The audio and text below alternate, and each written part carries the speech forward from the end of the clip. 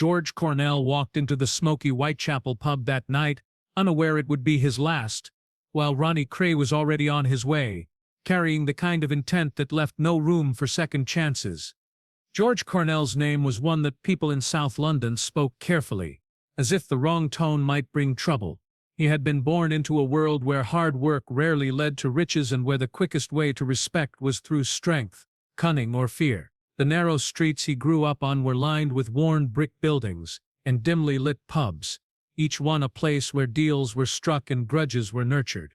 As a boy, he learned early how to read a person's intentions just from their eyes or the way they held themselves. It was a skill that would serve him well in years to come.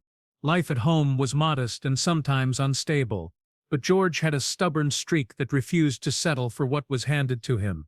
By his teenage years, he was already drifting away from the safe path that parents hid for their children. The lure of fast money and the thrill of bending the rules were too tempting to ignore. He started out small, running messages for men who never gave their real names, carrying parcels that were never to be opened, and keeping his mouth shut about what he saw. The streets tested him constantly, and George passed those tests without hesitation. As he grew older, George became known not for wild acts of violence, but for his ability to handle dangerous situations without losing control. He wasn't a man to start fights, but he was more than capable of finishing them. People noticed his composure, his patience, and the quiet confidence that made others listen when he soon, his work moved beyond petty errands and into more profitable ventures. Stolen goods, illegal betting, and protection rackets all became part of his world, and George moved through it with a steady hand. In those years, South London was a patchwork of small-time crooks, ambitious gangs, and established crime families, all competing for territory and influence. The police presence was strong enough to make life complicated, but not strong enough to truly control the streets. For someone like George, it was a place full of opportunity and risk in equal measure. He learned to navigate its shifting alliances, knowing when to stand firm and when to step aside. His approach was different from the brash young men who rose fast and fell even faster. He played the long game, building relationships and earning respect rather than demanding it. His reputation grew quietly, almost without him noticing. Pub owners knew that if George was involved, problems would be handled quickly and without unnecessary drama. Small-time thieves sought his approval before making moves in certain areas, understanding that his word carried weight. This influence made him valuable to bigger players who were always looking for reliable men who could be trusted not to crack under pressure. But with recognition came attention. And in the criminal underworld, attention could be as dangerous as it was rewarding. Word of George's reliability and cool-headed nature reached the ears of men who operated far beyond the limits of South London's back streets. They saw in him a man who could be shaped into something greater, someone who could be placed in situations too delicate for hot-headed enforcers. For George, it was both a compliment and a warning. Stepping up meant stepping deeper into a world where mistakes could be fatal. Still, the path seemed inevitable. His upbringing had taught him that loyalty mattered more than laws and that strength came not just from fists or weapons, but from the ability to keep calm when others lost control. He began working alongside figures who commanded real power, men whose names were known to the police but rarely spoken in public without caution. George kept his head down, observing more than he spoke, learning the patterns of this higher level of the criminal game. In time, the lines between his old life and his new one began to blur. The small jobs that once filled his days were replaced by operations involving larger sums of money, more dangerous people, and higher stakes. The men he worked for trusted him with sensitive tasks, knowing he would deliver without boasting or drawing attention. South London was changing, the crime scene growing more organized, more ruthless, and George found himself right in the middle of it. He wasn't yet the kind of man whose presence made newspapers take notice, but in certain circles, his name carried enough weight to open doors or close them. Those who knew him understood that George Cornell was a man to take seriously.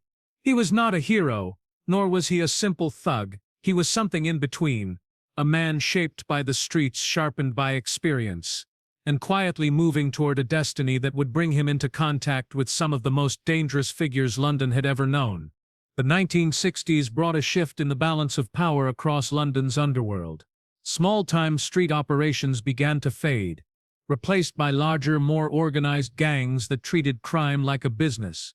Profits soared, but so did the level of violence. The police could no longer keep up with the scale of illegal operations, and those who knew how to navigate this new environment found themselves in positions of influence. George Cornell had grown into one of those men. His measured, calculated style stood out in a world filled with loud threats and reckless bravado. It was during this time that George became closely associated with the Richardson gang, the dominant force in South London. The Richardsons were not subtle in their methods. They were feared for their brutal punishments, often delivered ways that left lasting scars on both body and mind. Their reach extended into nightclubs, betting shops, warehouses, and anywhere money could be made outside the law. George was different from their usual enforcers. He brought a level of restraint that the gang found useful. When situations required negotiation rather than immediate violence, he was the one they sent. Within the Richardson gang, George was trusted, though trust was never given freely in this world. Every job completed without error strengthened his position.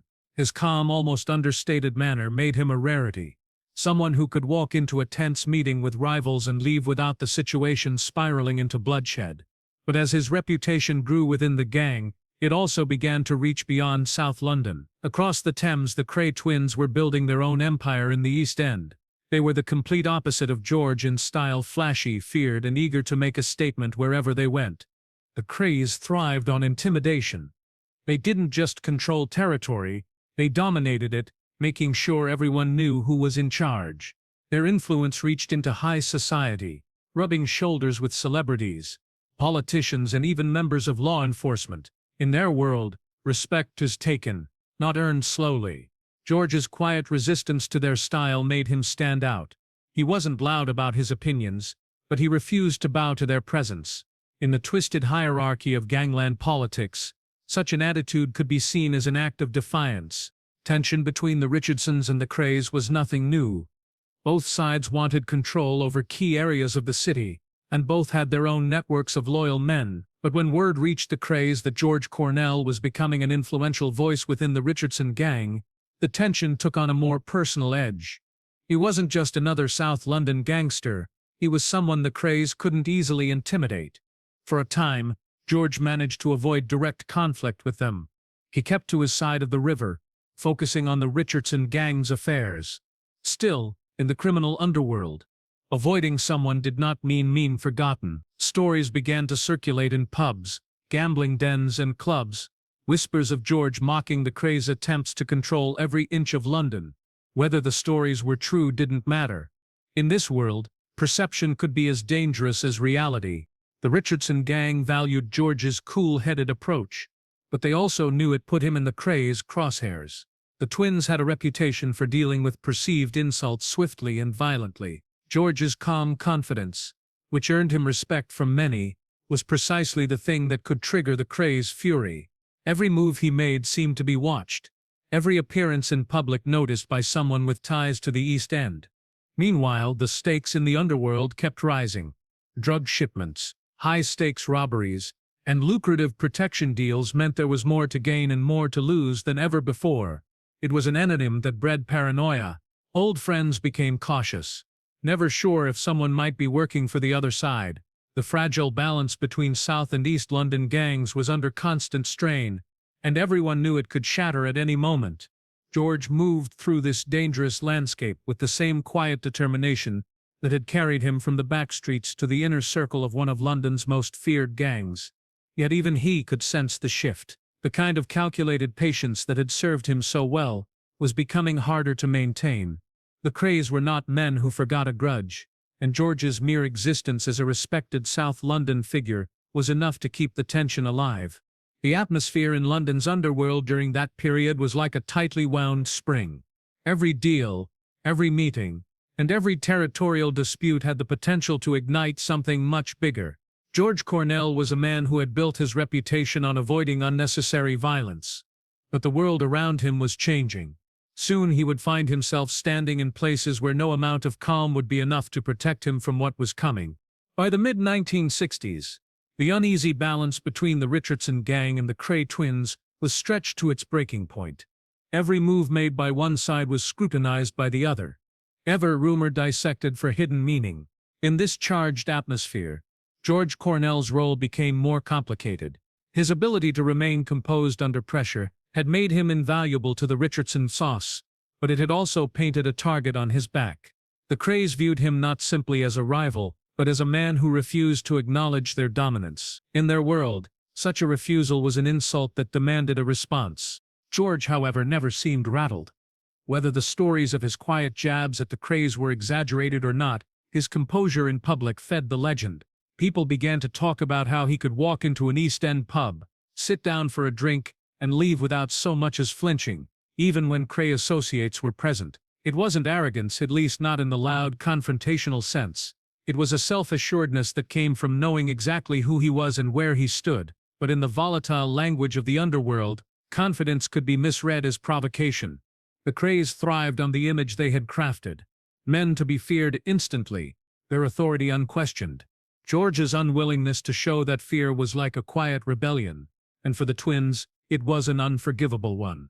The unspoken tension escalated with every passing week. The Richardsons tightened their operations, while the Krays looked for opportunities to send a clear message.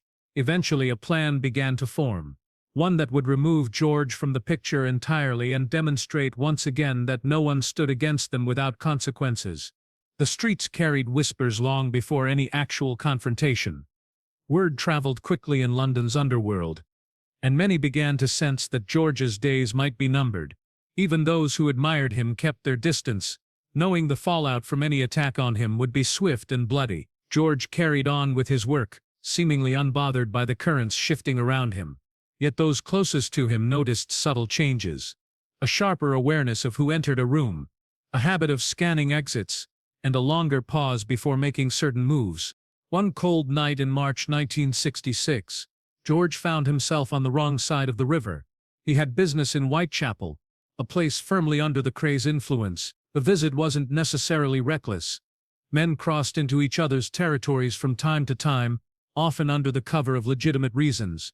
But the signing was dangerous, and the location, a well-known pub frequented by Kray associates, only heightened the risk. Some believed George had gone there to make a point, while others thought it was a simple coincidence. Whatever the reason, his presence in that pub would become one of the most significant moments of his life. Inside, the air was warm and thick with the smell of smoke and spilled ale. Patrons chatted in low tones, some glancing toward George as he took his seat. His expression was as calm as ever, his manner almost relaxed, but those who knew the underworld understood the tension simmering beneath the surface. A Richardson man in Kray territory was never just another drinker at the bar. Outside, the streets were quiet, but word of George's presence had already begun to spread. In places like this, it didn't take long for information to reach the ears of the right or wrong. Soon it was clear that the news had reached Ronnie Kray himself. The twins were not known for hesitation when the chance to make an example presented itself. As the night wore on, George remained seated, his drink untouched for long stretches, as if he was lost in thought. Some later claimed he knew exactly what was coming, and had accepted it. Others insisted he believed nothing would happen in such a public setting. Either way, the decision to stay would carry irreversible consequences. When Ronnie Kray finally stepped through the pub's door, the room seemed to hold its breath. Those close to the scene would later recall the way conversations died mid-sentence, the way even the clinking glasses seemed to stop. The moment marked the end of months of silent hostility and the beginning of something far more dangerous.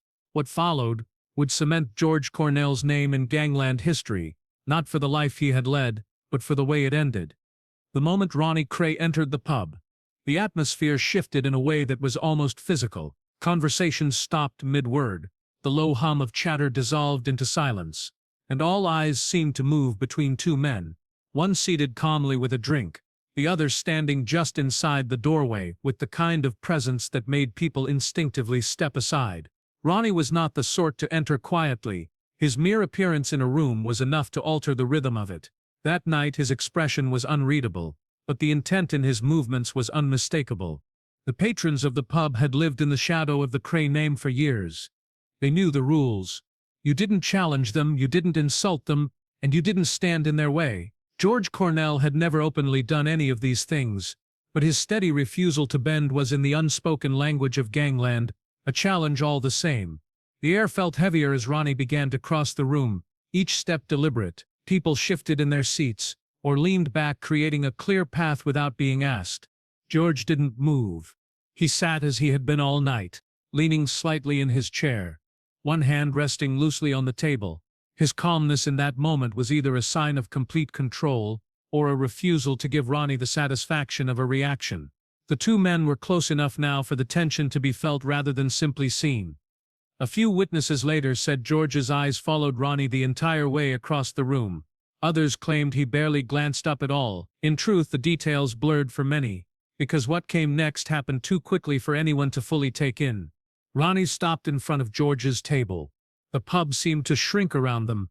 For a heartbeat, there was no sound except the faint creak of the floorboards under shifting feet. Then, without tarring, the sharp crack of a gunshot shattered the stillness. It was loud enough to rattle glasses and send a few patrons flinching back, but there were no screams, no rush to the door. Those inside knew better than to panic openly in the presence of the craze. George's body jerked once, his drink tipping slightly before settling again. He didn't cry out, he didn't plead. The shot had been clean, sudden, and final. The stillness that followed was almost eerie. Ronnie, as if nothing unusual had happened, lowered the weapon and stood there for a moment longer. His face betrayed nothing, no anger, no satisfaction, just the same cold composure he had walked in with. No one moved toward George. No one dared to.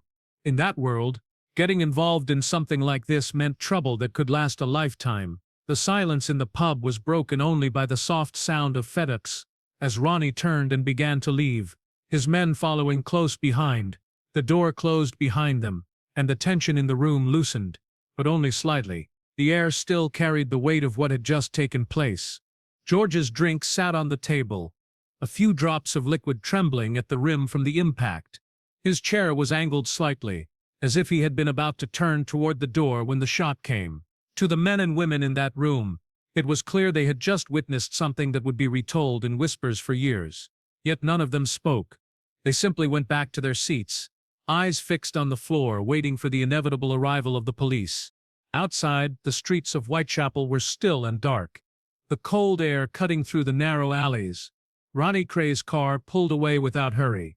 In the East End, actions like this were as much about message as they were about the act itself. That night's message was clear. No one, not even a respected figure like George Cornell, was beyond reach. When the authorities eventually arrived, their questions were met with vague answers and polite refusals. Witnesses claimed they hadn't seen enough to be certain, or that they had been too far away to identify the shooter. In truth, the fear of retribution was stronger than any sense of duty to speak. The killing had been public, deliberate and unhurried, designed to leave no doubt about who had ordered it. In the hours that followed, the story began to spread through London's criminal circles. Some expressed shock that the act had taken place in such a blatant manner. Others saw it as entirely in keeping with the crazed style. For the Richardson gang, the blow was personal. George Cornell had been more than just an associate. He had been a trusted figure, a man who kept his head when others lost theirs. His loss was not only a wound to their operations, but to the balance of power in South London. By the next morning, newspapers were carrying the story, though the details were thin and the names avoided. Those in the know didn't need headlines to tell them what had happened.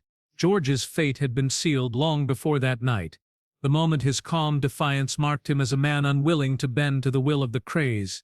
In the end, his death was as much about symbolism as it was about revenge. A reminder that in London's underworld, survival was rarely a matter of strength alone. It was about knowing when to stand your ground and when to step aside. News of George Cornell's killing traveled quickly, moving through the streets of London like a chill wind. In pubs, betting shops and smoky backrooms, the same question was whispered over and over. What happened next? The Richardson gang had lost one of its most trusted men, and the craze had carried out the act in a way that left no doubt about their confidence. It wasn't just a murder, it was a public declaration. For the Richardsons, George's death was a blow that went beyond business. He had been the man they could send into volatile situations, the one who could keep control when others let anger dictate their actions. His calm presence had often prevented unnecessary bloodshed. Now that presence was gone, and with it went a layer of restraint the gang had relied on. Grief in the criminal world was rarely shown openly, but among those closest to him, the loss was felt deeply. Retaliation seemed inevitable, but the Krays were not easy targets. They moved with precision, surrounded by loyal men, and maintained a grip on their territory that was difficult to break. Any strike against them would risk starting a war, one that could draw in the police and disrupt profitable operations on both sides of the river. The Richardsons weighed their options, but every path forward was dangerous. The Krays had chosen their moment carefully, knowing the cost of revenge might be too high for their rivals to pay. On the streets, fear began to settle in. George Cornell had been respected not only within his own circle, but by those who dealt with him in passing. The fact that he could be killed so openly sent a message that rippled through every level of the underworld. If the Krays could reach him, they could reach anyone. Business continued, but there was a newfound caution in the way deals were made and meetings arranged. Even those with no direct ties to the feud were careful about where they went and who they were seen with. The police investigation unfolded slowly, hindered by the same wall of silence that had protected gang leaders for years. Witnesses to the shooting either claimed they had seen nothing or gave statements so vague they were useless. In a place where speaking out could mean a violent end, no one was willing to risk it. The detectives assigned to the case were not naive. They knew exactly who was responsible, but without cooperation, their hands were tied. The Krays, for their part, showed no sign of concern. In their world, boldness was a form of armor, and the more untouchable they appeared, the stronger their grip became. They continued to frequent clubs, throw lavish parties, and cultivate connections in high society. To them, the killing of George Cornell was just another move in a long game, one that kept their rivals in check and their reputation intact. Yet for all their control, the killing left a mark on the city. It became one of those moments people remembered clearly, where they were when they heard the news, the hushed tones in which it was discussed, the lingering tension that followed. For some, it was proof that London's underworld was spiraling into a more Doris era, one where violence was less about necessity and more about sending a message. In the years that followed, the balance of power in London's criminal landscape shifted again and again. The Krays' reign eventually came to an end, but the events of that night in Whitechapel remained a defining chapter in their story. George's death was often revisited in retellings of the time, not only for the brutality of the act, but for what it symbolized, the ruthless efficiency with which reputations could be destroyed and lives ended. For those who had known him, George was remembered not for the night he died, but for the way he lived in a world that demanded both strength and restraint. His composure had been his greatest asset, but at the end it was also what made him a target. In an environment where fear was a currency, his refusal to show it was an act of defiance that could not go unanswered. The tragedy of George Cornell's story lay not only in its violent end, but in the inevitability of it. From the moment he rose to prominence in the Richardson gang, his path had been set on a collision course with the Krays. It was a meeting that could only have ended one way, and when it finally came, it was as swift and unforgiving as the world they both inhabited. His name became part of London's criminal folklore, a reminder of the thin line between power and vulnerability, and how quickly one could cross from one to the other. Even decades later, the memory of that night still lingers in the shadowed corners of the East End and South London. For some, it is a cautionary tale. For others, it is just another in the long, bloody history of gangland rule. But for those who were there, who saw the quiet man in the pub meet the unstoppable force that had marked him, it was a moment they would never forget. A moment when the rules of the underworld were enforced with a single gunshot.